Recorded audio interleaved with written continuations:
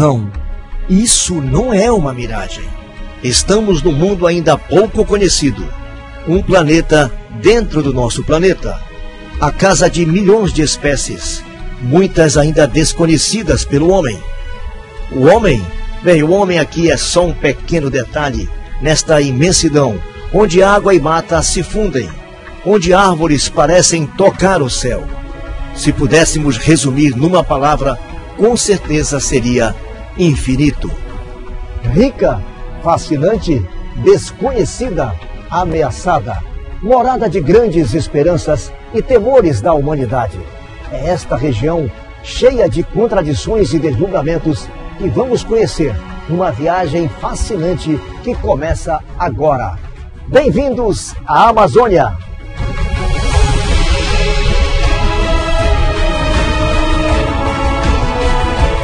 Antes da pátria, eras úmida promessa, semente primordial, árvore-mãe, planta continental, arvoredo, floresta, selva palpitante. Hoje, canto tua vertical beleza, o mogno gigantesco, sua estatura secular, seu colossal diâmetro, canto essa caudalosa geografia, essa multidão de vidas que sustenta.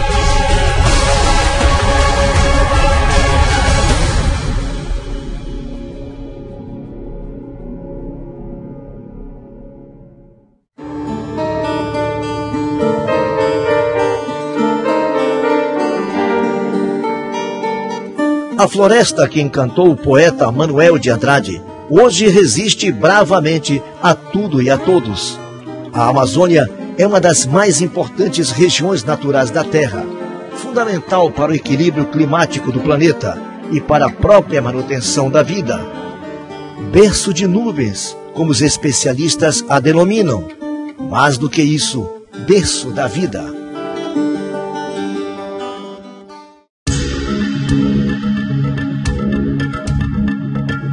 Essa maravilhosa reserva de biodiversidade abriga mais de 1/4 das espécies vivas conhecidas. Números que ainda devem aumentar muito à medida que avançam as pesquisas científicas na região. A Bacia Amazônica tem 6.800.000 quilômetros quadrados. É a maior reserva de água doce do mundo. O Amazonas, seu maior rio, percorre 5.577 quilômetros até encontrar o Oceano Atlântico. Disputa com o Nilo o título de maior rio do mundo em extensão. Em volume d'água, não tem rival. Esta região inclui territórios pertencentes a 9 nações. A maioria das florestas está contida dentro do Brasil, com 60%, seguida pelo Peru, com 13%, e com partes menores na Colômbia, Venezuela, Equador, Bolívia, Guiana, Suriname e Guiana Francesa. Estados ou departamentos de 4 nações vizinhas do Brasil têm o nome de Amazonas por isso. A Amazônia representa mais da metade das florestas tropicais remanescentes do planeta e compreende a maior biodiversidade em floresta tropical no mundo. É um dos 6 grandes biomas brasileiros. Assim como suas dimensões naturais, os problemas da Amazônia também são tão grandes quanto ela. Suas riquezas despertam a cobiça humana e o ritmo de destruição ambiental é preocupante. Acredite, estamos conseguindo destruir essa imensidão verde.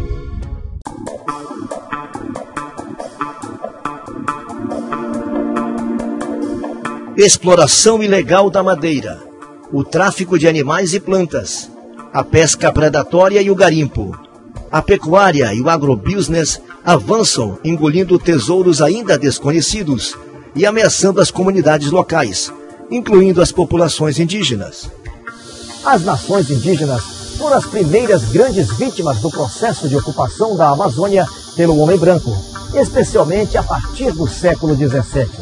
O avanço dos portugueses região adentro deixou rastro de sangue. Os números mais exatos dão conta de 1,5 milhão a 2 milhões de indígenas antes da chegada dos portugueses, dos europeus. Esse número se espalhava em centenas de línguas, centenas de etnias por toda a Amazônia. Houve uma uma destruição em massa desses indígenas, mas isso não pode encobrir a resistência histórica desses indígenas. A resistência desse indígena, ele não se deu apenas através da luta armada, dos arcos e flechas, das armas de fogo.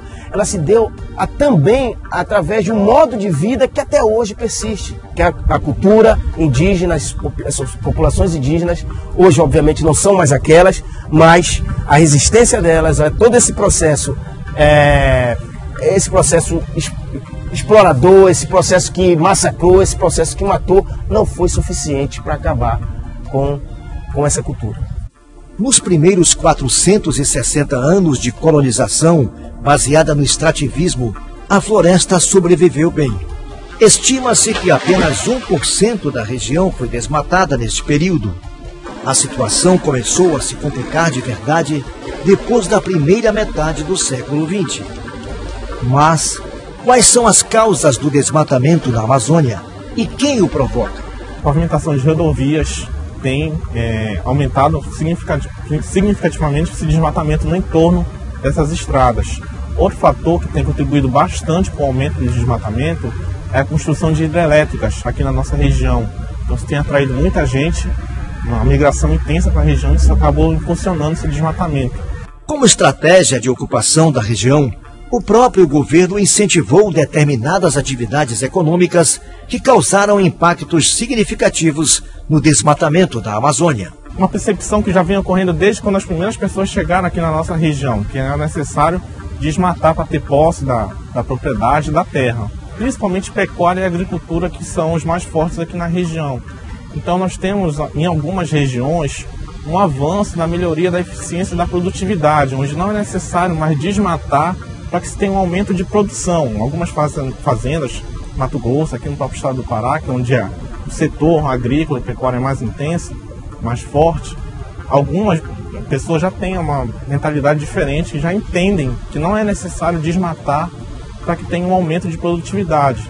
O Brasil avançou sobre a Amazônia com a percepção de que ela era um vazio a ser povoado e a floresta um obstáculo ao progresso. A destruição da floresta acaba provocando impactos irreversíveis sobre a biodiversidade. Se destrói todo um mecanismo, porque a floresta tudo é entrelaçado, milhares de ligações, muito frágil. No momento em que eu destruo um desses elos, o ciclo da vida deixa de funcionar.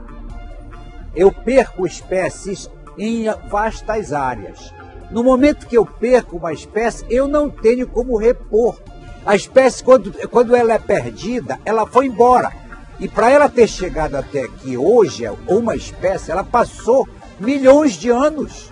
Ela vem se reproduzindo de geração em geração há milhões de anos. Então não é simples eu repor uma espécie, não existe isso. Então, nesse sentido, a biodiversidade é uma riqueza que no momento em que eu perco num lugar, eu não tenho como repor, ela é irreversível, está perdida. Uma das formas planejadas pelo governo militar para a ocupação da Amazônia foi a construção e pavimentação de grandes estradas. E é aí que entra a prova de que o destino da floresta era realmente a sobrevivência. A Transamazônica não saiu do papel em 40 anos. A natureza e sua força resistiram e fizeram o homem desistir. Até aqui, a Amazônia venceu. Na década de 70, a estrada virou símbolo da marcha civilizatória sobre uma natureza que se apresentava hostil ao ser humano. A saga da Transamazônica ganhou tons épicos. O presidente Médici inaugurou oficialmente os trabalhos de construção da rodovia Transamazônica, instrumento eficaz de ampliação das fronteiras econômicas do país e uma das obras essenciais do Programa de Integração Nacional elaborado pelo atual governo. Na primeira década do século XXI, o desmatamento da Amazônia diminuiu, mas nos últimos anos houve um crescimento da área desmatada. Nós tivemos um aumento de 215% do desmatamento em relação ao mesmo período do ano anterior. Então a gente vem observando que nos 2 últimos anos o nosso sistema tem detectado um aumento desse desmatamento na região. Os dramas sociais da ocupação ficaram em segundo plano. Só ganharam expressão quando a ditadura militar perdeu forças e o país se redemocratizou. O filme Bye Bye Brasil, de Cacá Diegues, deu vez e voz aos personagens dessa história não oficial. Lorde Cigano, o mestre dos sonhos, vou atender ao maior e mais íntimo desejo de cada um de nós, brasileiros. Qual é? Muita fartura e progresso. É como se a imponência dos rios e árvores ribeirinhas servisse para mostrar o grande erro que é destruir tudo isso. Como se não bastasse apenas se encantar por tudo isso aqui, o homem quer extrair de toda essa natureza algo que a natureza não pode dar: o dinheiro. Nos últimos 40 anos, mais de 20% das áreas da Amazônia foram alteradas de forma significativa. Isso representa aproximadamente 100 milhões de hectares, mais do que toda a região sul do Brasil, somada aos estados de São Paulo, Rio de Janeiro e Espírito Santo. O mais grave de tudo é que a natureza é destruída sem ser conhecida. Mas afinal, é possível compatibilizar o desenvolvimento econômico com a conservação ambiental? Como fazer? Existem formas de explorar, pensando em conservar a riqueza da floresta, não destruir os elos de funcionamento, a reprodução das espécies, você manter. Onde eu tiver que desenvolver um projeto para explorar da natureza, como por exemplo mineração, como por exemplo a pecuária, eu preciso criar gado, né? Como por exemplo eu preciso tirar madeira, né? São coisas que foram fortemente agressivas na Amazônia. Eu tenho que levar em consideração a conservação da floresta. Entretanto, eu tenho que explorar gastando todos os recursos do mundo tecnológicos para não estragar tanto a floresta.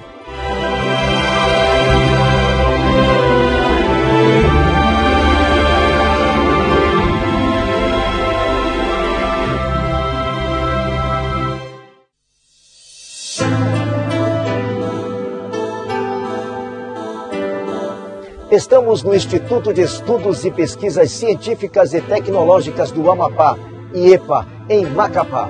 Uma instituição que vive a dura realidade da pesquisa científica na Amazônia.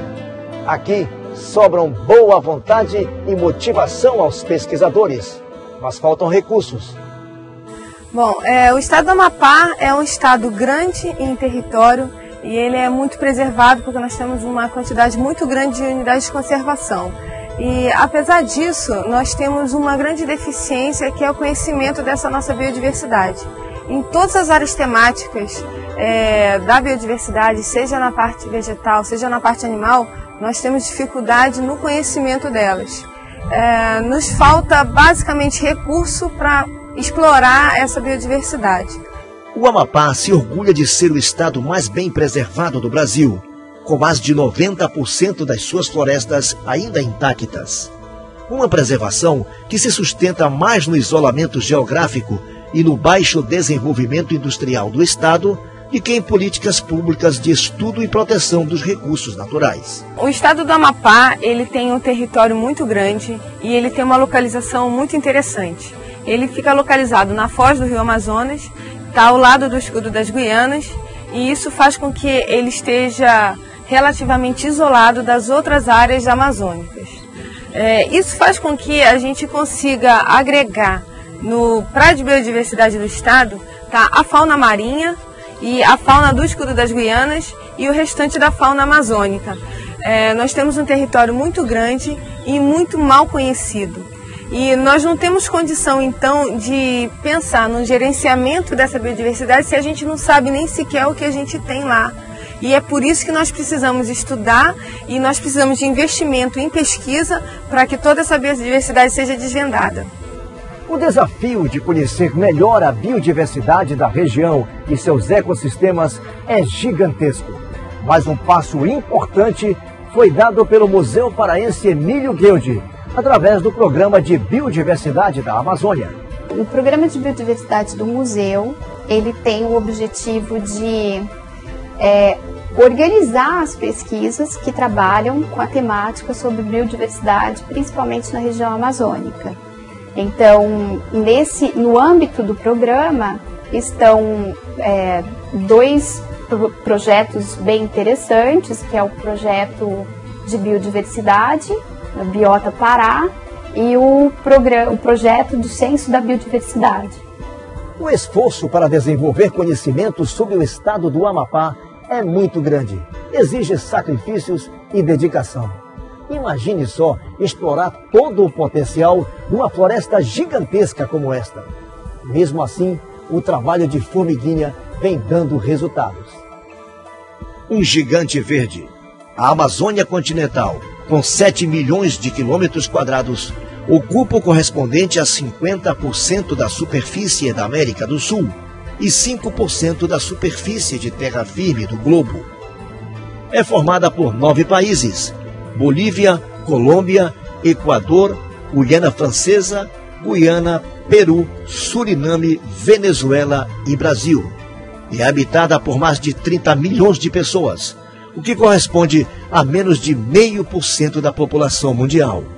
Na sua parte brasileira, a Amazônia tem mais de 21 milhões de habitantes, distribuídos por 7 estados: Acre, Amapá, Amazonas, Pará, Roraima e Rondônia. Abrange uma área de 3.800.000 quilômetros quadrados, equivalentes a 44% do território nacional. Se considerada a Amazônia Legal, conceito criado pela Constituição de 1953, a área sobe para 5.100.000 quilômetros quadrados, representando 59% do território brasileiro. Os números dão uma ideia da dimensão de tudo isso. Mas olhar a Amazônia de perto nos faz sentir pequenos diante dela. Os números não param de surpreender. A maior biodiversidade do planeta. Há mais espécies vegetais no hectare de floresta no Médio Amazonas do que em todo o território europeu. E mal começamos a classificá-las. O que existe embaixo da copa das árvores centenárias ainda é, em boa parte, desconhecido. Na realidade, o principal esforço que tem que ser feito pelo Brasil é na formação de pessoal. Nós não podemos admitir que 60% do território nacional que compõe a Amazônia e essa riquíssima biodiversidade possua apenas 3% dos pesquisadores deste país sediados na Amazônia para desenvolver essa região tão importante. Não basta apenas a gente saber quais são as espécies, é preciso que nós possamos ir um pouco mais adiante, trabalharmos, por exemplo, a biotecnologia, para nós sabermos quais as respostas que essa biodiversidade pode trazer a tantos males que a humanidade possui. É que essa biodiversidade ela está aí disponível, sendo guardada para quê? É preciso que nós, no presente e no futuro, nós possamos dar uma utilidade a esta biodiversidade que possa realmente vir melhorar a qualidade de vida do cidadão. Estamos às margens do rio Amazonas, o maior rio do mundo em volume d'água. Aliás, a água aqui vem de todas as direções. Nesta época do ano, vem de cima também. Chove muito na Amazônia. A região atinge os maiores índices pluviométricos do mundo, com média de 2.200 milímetros ao ano. No sopé dos Andes, no Peru e no Equador, os índices chegam a 8.000 milímetros ao ano. No Brasil, os maiores índices são registrados na região da Cabeça do Cachorro, no noroeste do Amazonas, e na costa do Amapá, na casa dos 3.200 milímetros ao ano. A grande quantidade de chuva faz da Amazônia a maior bacia hidrográfica do mundo. O ciclo das águas é importante para a região. As nuvens que aqui se formam fazem chover em várias partes do Brasil e da América do Sul. Na Amazônia, o ano é dividido em 2 grandes estações. O inverno, que é o tempo das chuvas, com mais ou menos 7 a 8 meses de duração. E o verão, quando o sol predomina. A temperatura é constante e alta, em torno de 26 graus na estação chuvosa e 27,5 no período seco. Uma verdadeira estufa, com umidade e temperaturas controladas, propícias à vida. A natureza aqui é perfeita em tudo. A floresta amazônica funciona como uma bomba d'água. Ela puxa para dentro do continente a umidade evaporada pelo Oceano Atlântico, carregada pelos ventos alísios. Essa umidade cai como chuva sobre a floresta. Os chamados rios voadores, que na verdade nada mais são do que a água que a floresta transpira e que joga para a atmosfera, e que essa água acaba sendo conduzida pelos ventos que vêm do Oceano Atlântico e empurram essa massa de água para o centro de toda a América do Sul. Esses rios voadores têm papel decisivo na economia da América do Sul como um todo. Essa grande zona central que pega Cuiabá, São Paulo, Buenos Aires e até a Cordilheira dos Andes, só tem alta produtividade agrícola e pecuária porque existe a Amazônia, porque a Amazônia presta esse serviço no ciclo das águas e que essas águas acabam sendo empurradas para essa região e se precipitam em forma de chuva. Os estudos científicos que vêm sendo conduzidos ao longo das 3 últimas décadas mostram que a Amazônia tem mais do que aquele papel que se falava antigamente de pulmão do mundo, que na verdade não é o pulmão do mundo. A Amazônia é uma bomba hidrológica que produz água, joga boa parte dessa água para o oceano através do rio Amazonas, que joga bilhões de toneladas de água por mês no Oceano Atlântico, e outra parte dessa água acaba sendo distribuída no Brasil e na América do Sul através das chuvas, que são os rios voadores que saem da Amazônia e que acabam atendendo a toda a região. Não ser o pulmão da humanidade não significa dizer que a Amazônia tenha menos importância para o planeta como um todo. À medida que avançam os estudos científicos na região e se passa a conhecê-la melhor, mais fica evidente a sua relação com o bem-estar mundial.